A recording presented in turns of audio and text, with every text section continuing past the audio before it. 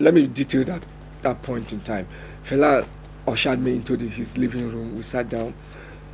He offered me, I drink Fanta, orange. So he brought out his checkbook and wrote out a check, 120 naira. For this work? Yes, and I get paid 30 naira, and I'm happy. He didn't know how much I get paid. But that out of his own heart. Yes, he gave me 120 naira. So I took the check. My spirit, listen, every time I talk about my spirit because I'm in tune.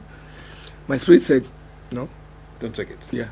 I gave it back to Fela. So I said, Fela, no, I don't want. I give you from the bottom of my heart.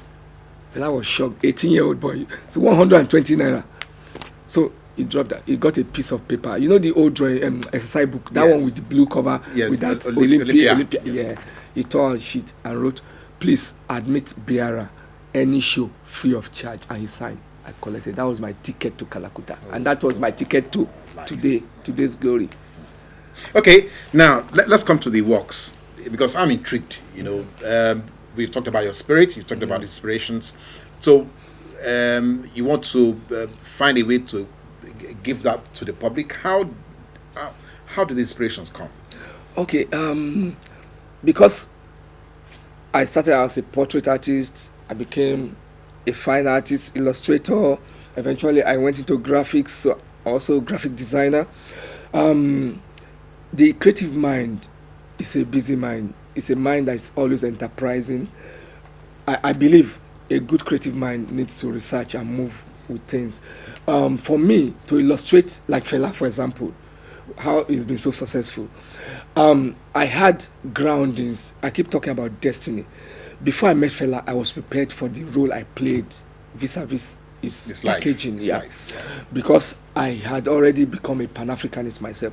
And when we say Pan-Africanist, I don't know what other people call it or describe it as. For me, Pan-Africanism is the essence that the African in the whole world, anywhere, diaspora, everywhere, need to harness and network with one another. We can take the Jewish example. We might as well take the Chinese example, or Japanese, or Indian or Pakistani example. If you go to the UK, the Indians have a whole zone. Anywhere in the world, you have Chinese restaurant, Chinatown. Yes, you have Chinatown. They still write their hieroglyphs. Yes. They speak their language. They worship their own juju. Let's be realistic. Yes. It's only Africa that is a slave for everybody. We emulate, we copy. You understand? We are so happy to be somebody else rather than being ourselves. You understand? Okay, so yeah. I lost my flow. No. You are talking about Pan-Africanism and what that. Yeah. So for me, I feel Africans need to come together. Whatever we know how to do, we need to learn to love one another first and foremost, love ourselves and love each other, so that we can move as a movement. We have a united front. Africa can be called United States of Africa. You understand? Like the dreams of people like Kwame Nkrumah, Haile Selassie, Seketure and co. You understand? By now, we should have an African High Command instead of UN. No, it's a fact. Kwame Nkrumah had that dream long time. So I believe that strongly. I was born into it. That was why when I met Fela, we synchronized. Yeah, because I'll give you practical example. Because when you're documenting history, Africa has been lagging behind in documentation. That's why I'm always eager for interviews, not for publicity. Publicity, I don't. That one is not even. I've done publicity. People have what they call it, paparazzi has pursued me in the 80s, 90s. So I don't need all that. I need documentation. So I'm eager to come and interview, do all this. On Friday, I'm doing a documentary shoot somewhere. Every month, I do at least 3 or 4 interviews, even newspaper, to put this down. When I die, I know there's something the newer generation can learn from. So, I'll give you practical examples. In 1966, I was 11 years old. I was conscious of my legacy, my skin, my race. For example, there was this big hit. You are in the radio, you may remember Millicent Small. My boy Lollipop, and I love Sweet William and all that. Those days we had rediffusion. You know the rediffusion in a box in front of the house. Now. So I hear that song. I used to think the girl is a white girl. Then this Cadbury Nigeria Limited, Bonvita, they were doing promotion. You know, it's long they've been doing all this promotion. That time they said if you have 400 gram foil, tin foil, 4 pieces. You come to a designated place to collect a branded Bonvita umbrella. They invited Millicent Small on promotional tour of Nigeria. So they had that at Destination Point. I was chocolate fan, Bonvita fan. So I got the 4 for it. My sister, my aunt, took me to the place to collect the prize. I saw Millicent Small live and direct, in a convertible car, and she handed over the umbrella. And I was shocked in a positive way. Millicent Small is a black like me. I felt proud. 1966, the same 66, Miriam Makeba left South Africa for exile. Yeah. The album she recorded with Harry Belafonte, so I still have my copy today because I have learned to keep things for, and these days I'm happy with the Fela legacy going. Yes. I'm smiling to the bank with things I've kept. You understand? No, I'm being practical for people to learn because Africa, Oyibo will keep things for 1,000 years from scratch. We should learn to do that. So, Miriam Makeba, I felt very proud as a black person. Fast forward, 1972. George Jackson was killed in San Quentin prison. Solidar brother, he was information minister for the Black Panther movement. Yes. So the prison guard shot him from behind and said it was self-defense. And you can't be doing self-defense and shoot somebody from behind. The story was big in Drum magazine. I read it. There was a black and white picture of George Jackson sitting like this on a prison bench with huge afro. I saw it. I read it, so I started crying.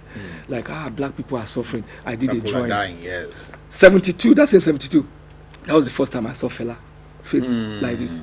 Fela, so you're talking about Destiny. Yes, he was a member of this organization called NAPWA, NAPWA, Nigerian Association of Patriotic Writers and Artists, which included Rashid Badamosi, Wale Bokna and Co, and Naiwo Sahan. Yeah. So they used to come and have their meeting at Yaba College of Tech Field. I was a student. So after the meeting, Fela would give a free show. That time he used to have that snake skin. You remember? When he was singing Jane Koko. Yeah. And I would be watching and I'm looking at him. Then he had this song called Fight to Finish. So Febami Janio, Pastor Mabo, Imam Mabo. He's always been against this foreign religion. So I would look at him like this. I didn't know 2 years later I was going to work with him. Sitting now, okay, let's leave Fela. Let's try and transpose some of the things that you have experienced with Fela to our current situations now. You have not been able to find anchor with any other, musical talent or musical or maybe interests for you to be able to begin to now illustrate some of the things that that's something possible since Fela everything seems to have dried up. It's faded off in a way, and every time I try to create an opportunity, it bounces back. It's the Nigerian mentality. I will give you a practical example. I designed and printed Kenny's Music CD packs for 11 years, from inception of Kenny's Music to like 3-4 years ago. All those Idris Abdulkarim, Tony Tetula, Kingsley. I did all that. I even helped to create this envelope that they are using to sell CD today. Yes, this envelope. Yes. If it's overseas, I may be of collecting course, some you have the rights to it. So it's all part of the creative venture and the part of trying to put something in this society. So in 2005, I was out of the country. I got back. My company, I had a printing company. Business, yes. So Kenny Ogungbe called me. He said, Uncle Lemi, Idris, we finished recording Idris Abdulkarim new album. I know you will like it. Come and listen. Nigeria Jaga Jaga. When I heard it, I was happy. I said, hey, somebody's saying, like what Fela will say. Yeah. So I offered to do an illustration. I did it for free. So you know how this, because all these Alaba people, they will not pay. They can't pay. They don't know how to work. They do it in Shomolu. Everybody has computer to just Photoshop picture. You understand? But I did it for free because I said this is an opportunity. Maybe it will attract other people. Yes. It actually attracted Tijo from Alaba. Okay. I'm calling names because this is real story. So it's not. I'm not abusing anybody. Tijo came. He had 2 shots on his label then. He had a Mode 9, and he said that could suit them. If you can do something like that for them. Then I mentioned the price. That price, I'm even embarrassed to be mentioning that on air. And he would have preferred to get it for free. When I mentioned the price, he just looked at me like, So that brings us no back. No value. So like, okay.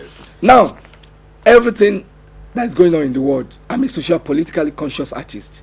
I'm not partisan. I'm not interested in PDP or ACP or whatever. I'm, myself. But I know society needs for us to contribute alternative viewpoint. That's what I represent. There's a program on one sister station of yours, they do every morning. It's called Your View. Some 4 ladies. Yes. Yeni Kuti is on the program. Yes. I was with her on Thursday. She was complaining about timing. It's stressing her. I said, please don't leave. You are offering alternative viewpoint. This society needs it, because any society that will move forward needs to hear the views of its philosophers. And artists are creators. The creator of the universe is an artist. In the beginning was the word, and the word was actually art. Because if it was void, it's darkness, it's art.